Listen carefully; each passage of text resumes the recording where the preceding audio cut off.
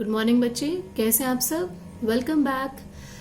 अभी आपको पता है कि आपके PT1 आने वाले हैं, तो उसके लिए हमने जो भी अभी तक आपने आपके टॉपिक्स किए हैं उनका हम एक फटाफट से रिवीजन करते हैं ताकि आप लोग उसको फिर से रिवाइज कर सकें और अच्छे ढंग से अपने एग्जाम्स दे सकें। तो हमने लास्ट जो भी हमने कोर्स किया था हमने उनमें से हम लोगों ने संज्ञा किया था, भाषा, लिपि और व्याकरण किया था। अभी इस क्लास में, आज की क्लास में मैं आपके दो टॉपिक्स का रिवीजन कराऊंगी। पहला है भाषा, लिपि और व्याकरण और दूसरा है संज्ञा। सबसे पहले हम पढ़ते हैं भाषा के बारे में, क्विक रिकैप करते हैं हम लोग फटाफट से। बच्चों, मैंने आपको समझाया था भाषा किसे कहते हैं। भाषा एक ऐसा माध्यम होता है जिसके द्वारा हम एक दूसरे की बातों को जानते और समझते हैं। जैसे कि मैं आपको बोल के समझा रही हूँ, आप मेरी बातों को सुन पा रहे हैं, समझ पा रहे हैं, ये भाषा का मौखिक रूप कहलाता है। और अगर मैं आपको कुछ लिख के समझाती हूँ, जैसे मैं आपके सामने अगर बोर्ड पे लिखूंगी, आप उसको पढ़ेंगे तो वह कहलाएगा भाषा का लिखित रूप। मतलब ये हुआ कि भाषा वो माध्यम है जिसके द्वारा मनुष्य एक दूसरे की बातों को जानता और समझता है। और भाषा के दो रूप होते हैं, एक होता है मौखिक और एक होता है लिखित। मौखिक रूप बोल के समझाया जाता है और कानों से सुना जाता है, और लिखित रूप हाथों से लिखा और आंखों से पढ़ा जाता है। मौखिक भाषा का उदाहरण हम लोग कह सकते हैं, जैसे कि आप टेलीफोन पर बात करते हैं, या फिर आप कोई न्यूज सुनते हैं, या फिर आप लोग कोई कहानी सुनते हैं। ये सब भाषा का मौखिक रूप होता है। और यदि आप कोई पेपर पढ़ते हैं, कोई किताब पढ़ते हैं, ये सब भाषा का लिखित रूप कहलाता है। उसके बाद में हमारा आता है भाषा का उसके बाद में हमारा आता है व्याकरण। व्याकरण क्या होता है बच्चों? व्याकरण एक ऐसा शास्त्र है जो कि हमें भाषा के शुद्ध रूप का, यानी कि भाषा में यदि हम कुछ गलती करते हैं बोलने में, वो हमें शुद्ध रूप बताता है, हमें करेक्ट फॉर्म बताता है कि हमको भाषा को किस तरह से प्रयोग में लेकर आना है। जैसे कि कहाँ पे काल लगाना है, क्या काल लगाना है, कहाँ पे कौन सा लिंग लगाना है, कौन सा वचन लगाना है, ये सब हमें व्याकरण ही बताता है। जैसे कि मैं बोलूंगी बच्ची खेलता है, इस वाक्य में गलत है कुछ। क्या गलत है? क्योंकि बच्चे एक स्त्रीलिंग शब्द है और मैंने क्रिया खेलता है लगाई है, यानी कि ये चीज गलत है। बच्ची खेलता है नहीं बोलेंगे, हम लिखेंगे या बोलेंगे बच्ची खेलती है, यानी कि बच्ची हमारा स्त्रीलिंग है तो हम उसके साथ में स्त्रीलिंग लगाएंगे। ये बात हमको व्याकरण समझाता है। इसी तरह से अलग अलग चीजें होती है जो कि व्याकरण के द्वारा हमें स्पष्ट होती है कि किस तरह से भाषा का हमको सही रूप में प्रयोग लेकर आना है। उसके बाद में हम लोग बोलेंगे बोली किसे कहते हैं। भाषा और बोली में क्या फर्क होता है? बोली वह रूप होता है, भाषा का वह रूप होता है जो कि अलग अलग प्रांतों में या क्षेत्रों में बोली जाती है। और भाषा जो होती है बच्चों, भाषा को विद्यालयों में पढ़ाया जाता है, उसके बारे में उसमें साहित्य लिखे जाते हैं, किताबें लिखी जाती हैं, ये सब भाषा कहलाती है। और बोली जो होती है वह सिर्फ घरों में बोली जाती है, क्षेत्रीय रूप होता है। भाषा का क्षेत्रीय रूप बोली कहलाता है। जैसे कि हमारे भारतीय संविधान में 22 भाषाएं हैं जिनको की मान्यता प्राप्त है। वो अलग अलग क्षेत्रों में बोली, पढ़ाई, लिखी जाती है, उनमें साहित्य रचना की जाती है और उसमें इंस्ट्रक्शन दी जाती है, उसमें आदेश दिए जाते हैं अलग अलग। हर दुकानों के सामने भी उसी भाषा में लिखा होता है। जैसे आप किसी भी क्षेत्र में जाएंगे, आप केरल में जाएंगे, वहाँ पे मलयालम में आपको दिखे हुए बोर्ड दिख जाएंगे, आपको पंजाब में जाएंगे आपको पंजाबी में लिखे हुए बोर्ड दिख जाएंगे। तो वहाँ का वो हमारी मान्यता प्राप्त भाषा कुछ है।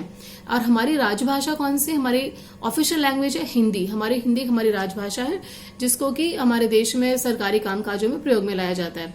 हमारी हिंदी भाषा को राजभाषा कब बनाया गया था? 14 सितंबर को बनाया गया था, 1949 को, और 1949 में। उसके बाद में हमारा आता है लिपि। लिपि क्या होती है बच्चों? लिपि भाषा के लिखने के ढंग को कहते हैं। हर भाषा की अपनी लिपि होती है, जैसे कि हिंदी, संस्कृत, मराठी, इन सब भाषा की जो लिपियां हैं उनको लिखने का तरीका जो है वो देवनागरी में आता है। पंजाबी भाषा को गुरुमुखी में लिखा जाता है, अंग्रेजी भाषा को रोमन में लिखा जाता है।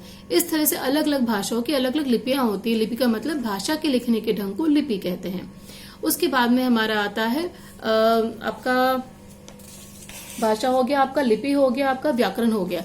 ये आपकी 3 चीजें हो गई हैं। इसके अलावा होते हैं मातृभाषा। मातृभाषा क्या होती है बच्चों? मातृभाषा वह भाषा होती है जो कि बच्चे अपने घर में अपने बड़े बूढ़ों से, अपने माता पिता से बोलना सीखते हैं, अपने घर में बोलते हैं। अलग अलग जैसे क्षेत्र में जो लोग रहते हैं वो लोग अपने घर में जो भाषाएं बोलते हैं वो उनकी मातृभाषा कहलाती है। जैसे कि पंजाब में जाएंगे तो पंजाब में अपने घरों में लोग पंजाबी भाषा बोलते हैं, तो वो उनकी मातृभाषा है। अगर केरल में जाएंगे, वहां पर जो भाषा बोली जाती है घर में वो मलयालम बोली जाती है, तो उनकी वहां के बच्चों की मातृभाषा होगी मलयालम। ठीक है, इस तरह से अलग अलग भाषाएं होती है। गुजरात में जाएंगे तो गुजराती भाषा होगी, बंगाल में जाएंगे बंगाली भाषा होगी। वो उनकी मातृभाषाएं हैं जो कि उनके घर में बोली जाती हैं, बच्चे वहीं से सीखते हैं। ठीक है, ये आप लोगों का हो गया भाषा, लिपि और व्याकरण का एक छोटा सा क्विक सा रिकैप। इसके बाद में हम लोग पढ़ते हैं संज्ञा। संज्ञा मैंने आपको बताई थी बच्चों। संज्ञा किसे कहते हैं? संज्ञा का मतलब होता है नाम शब्द। किसी भी व्यक्ति, वस्तु, स्थान या भाव के नाम को हम लोग संज्ञा कहते हैं। ठीक है, अब संज्ञा के जैसे कि संज्ञा के हम लोग 3 भेद पढ़ते हैं। सबसे पहला होता है व्यक्तिवाचक संज्ञा। व्यक्तिवाचक संज्ञा बच्चों होती है जब किसी विशेष व्यक्ति, वस्तु या स्थान के बारे में बताया जाता है। जब किसी एक ही व्यक्ति के बारे में बात की जाए या एक ही स्थान के बारे में बात की जाए, वो कहलाती है व्यक्तिवाचक संज्ञा। जैसे कि मैं कहूंगी पुष्पा गीत गा रही है, इसमें पुष्पा एक नाम शब्द है, ये हमारा व्यक्तिवाचक संज्ञा है क्योंकि किसी एक लड़की के बारे में हम इसमें बता रहे हैं। चार मीनार बहुत ऊंची है। चार मीनार एक इमारत है, एक बहुत सारी इमारतें होती है लेकिन हम लोग एक इमारत के नाम ले रहे हैं, वो है चार मीनार, तो वो हम लोगों का हो जाएगा व्यक्तिवाचक। पूनम नंदन पुस्तिका पढ़ रही है। अब इसमें पूनम शब्द जो है बच्चों, वो एक बच्ची का नाम है, वो हमारा व्यक्तिवाचक संज्ञा है। तो व्यक्तिवाचक संज्ञा वो होती है जब हम लोग किसी एक खास व्यक्ति या स्थान के बारे में बताते हैं, वो हमारा होता है व्यक्तिवाचक संज्ञा। उसका दूसरा रूप होता है जातिवाचक संज्ञा। जातिवाचक संज्ञा क्या होती है बच्चों? वह संज्ञा शब्द जो कि अपने जैसी बहुत सारी चीजों के बारे में हमें बताती हैं।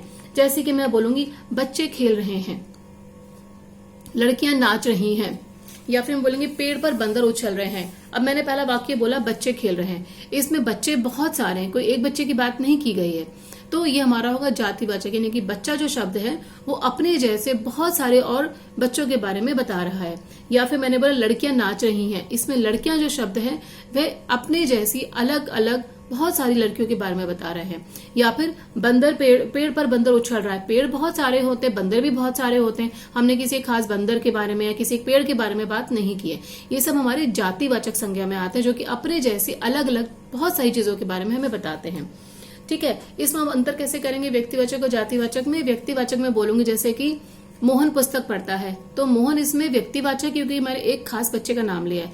और मैं कहूंगी बच्चा पुस्तक पढ़ता है, तो बच्चा शब्द में मैंने किसी एक खास बच्चे के बारे में नहीं बोला है, तो वो हमारा हो जाएगा जातिवाचक। समझ में आया आपको? ठीक है, अब हम लोग करते हैं तीसरा रूप। तीसरा है भाववाचक संज्ञा। भाववाचक संज्ञा का मतलब होता है कोई भी ऐसा संज्ञा शब्द, कोई भी ऐसी दोष, कोई अवस्था, कोई भी एक एक्सप्रेशन, कोई भी एक ऐसा महसूस करने वाली चीज या कोई अवस्था को हम लोग उसको कहते हैं भाववाचक संज्ञा। जैसे कि हम लोग, मैंने आपको पिछले बार बताया था गुलाब जामुन का, मैंने आपको उदाहरण दिया था कि वो मीठा होता है तो उसकी मिठास हम महसूस करते हैं। पेड़ों की पत्तों की हरियाली हम लोग महसूस करते हैं। तो ये सब हम लोग क्या करते हैं, ये हम लोग फील करते हैं, हम लोग उसको महसूस करते हैं। और जिन चीजों को महसूस करते हैं हम उनको छू नहीं सकते, वो हमारी कहलाती है भाववाचक संज्ञा। जैसे कि बुढ़ापा, बचपना, मिठास, खटास, मित्रता, सुगंध, मोटापा, पतलापन, ये सब की सब चीजें हैं आपकी सबकी भाववाचक संज्ञा में आती हैं। तो हम लोगों का ये हो गया संज्ञा। तो मैंने आपको संज्ञा का मैंने आपको बताया। इसके साथ में बच्चों मैंने आपको एक वर्कशीट भेजी है आपको, जो कि आपको वेबसाइट पे मिल जाएगी स्कूल की।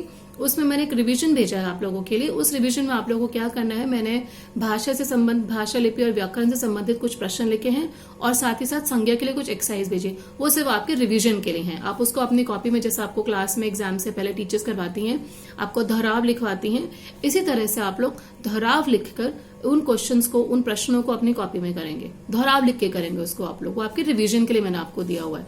और आपकी जो, इसके अलावा मैंने आपको उसमें दिया है, आपको अपठित गद्यांश भी मैंने आपको दिया है। अपठित गद्यांश आप लोग क्लासेस में कई बार कर चुके हैं। उसमें क्या होता है, एक छोटा सा एक पैराग्राफ आपके पास में अनुच्छेद होगा, उस गद्यांश होगा, उसको आप लोग पढ़ेंगे और उसको पढ़कर आप उसमें से प्रश्न उत्तर करेंगे। आपको सारे उत्तर उसी गद्यांश के अंदर आपको मिल जाएंगे। आपको मैंने उदाहरण दिया है, साथ ही साथ में मैंने उसके आपके एक आपको करने के लिए अपनी कॉपी में दिया। मैंने आपको हॉलिडेज होमवर्क में भी सेम चीज ही दी थी ताकि आप लोग उस अभ्यास करें। अपठित गद्यांश से क्या होता है बच्चों, एक तो आपका पठन कौशल अच्छा होता है क्योंकि आप पढ़ते हैं, उसको पढ़ने से आपका पठन कौशल बढ़ता है और साथ ही साथ उसमें आपको लिखते भी, आपको क्वेश्चंस के आंसर्स जो उसमें प्रश्न होते हैं उनको पढ़कर आपको उनको समझना होता है, उनके आपको उत्तर देने होते हैं। तो वो आप लोग का अपने आप ही ऑटोमेटिकली आपकी पठन कौशल भी बढ़ जाता है और सब आप आंसर्स खुद से लिखते हैं तो आपका लेखन कौशल भी बढ़ जाता है। तो आप लोग ये जो आपको मैंने एक्सरसाइज दी हुई है सारी की सारी, ये आप दोहराव लिख करके अपनी कॉपी के अंदर करेंगे, हिंदी कॉपी के अंदर करेंगे। ठीक है, इसके अलावा आपको एक आपके जब PT1 स्टार्ट होंगे आपको एक प्रश्न पत्र मिलेगा जो कि आपको अपनी हिंदी कॉपी में ही करना होगा। उसके इंस्ट्रक्शंस मैं आपको अगली वीडियो में दे दूंगी। तो यहाँ तक आपको समझ में आया, हमने आज संज्ञा, भाषा, लिपि और व्याकरण और अपठित गद्यांश, ये 3 चीजें मैंने आपको लिंक में साथ में भेजूंगी आपको मैं, आपको उनको समझना है और आपको उसको अपनी कॉपी में करना है। और बच्चे आज शुक्रवार है, आज शाम को आई थिंक 5:30 से 6:30 बजे के बीच में आप लोग अपनी व्हाट्सएप पे जो आपको एक इसका वीडियो मैं आपको भेज रही हूँ, इसके साथ में आपको 5:30 से 6:30 तक आपको विंडो ओपन रहेगा। जिस भी बच्चे को कुछ भी प्रॉब्लम है, कुछ भी दिक्कत है, समझ में नहीं आ रहा है, आप उसमें लिखकर पूछ सकते हैं, उसका आंसर मैं आपको दे दूंगी। आपको कुछ भी दिक्कत होगी आप लोग पूछ सकते हैं अपनी टीचर से व्हाट्सएप के ऊपर। तो मैं आपको मैसेज कर दूंगी थोड़ी देर में, कितने बजे से कितने बजे तक आपको वीडियो आपको मिलेगा।